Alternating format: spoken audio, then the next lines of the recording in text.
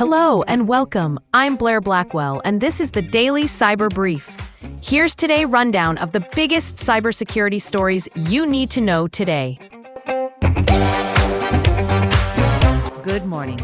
This is the Daily Cyber Brief for February 5th. Here are the key risks shaping today's session.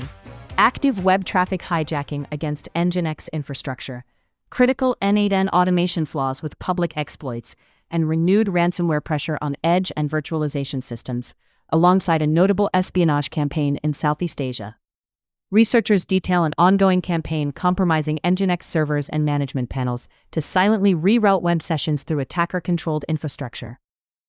The activity, seen alongside abuse of the recent React to Shell bug, plants malicious NGINX configurations that persist and capture or redirect traffic at the reverse proxy layer. It's a high-impact position because one poisoned gateway can influence many downstream applications, payments, and identity flows.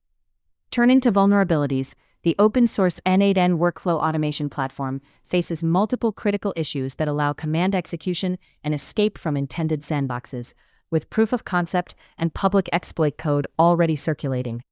The flaw chain reportedly bypasses earlier mitigations and touches the very connectors, API keys, and tokens that n8n orchestrates, making this a cloud integration and data exposure risk, not just a server-side bug.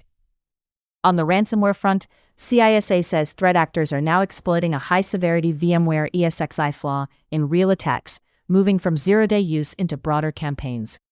Separately, researchers highlight quiet updates to the known exploited vulnerabilities catalog, noting many newly emphasized items target network edge devices, the internet-facing gear that operators use for initial access and lateral movement.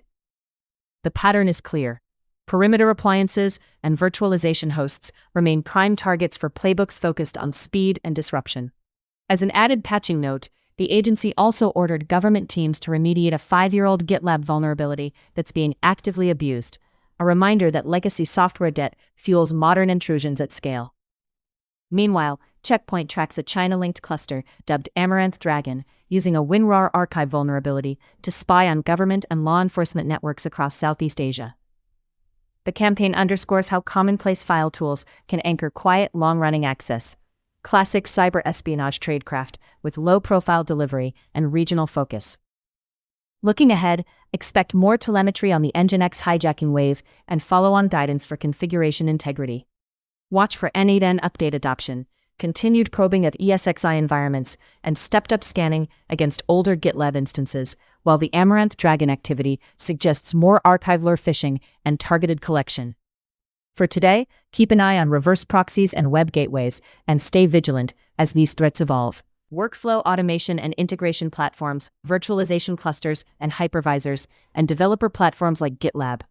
You should also watch identity and access paths that sit behind those layers. Machine credentials, API tokens, and session cookies exposed by misrouted traffic.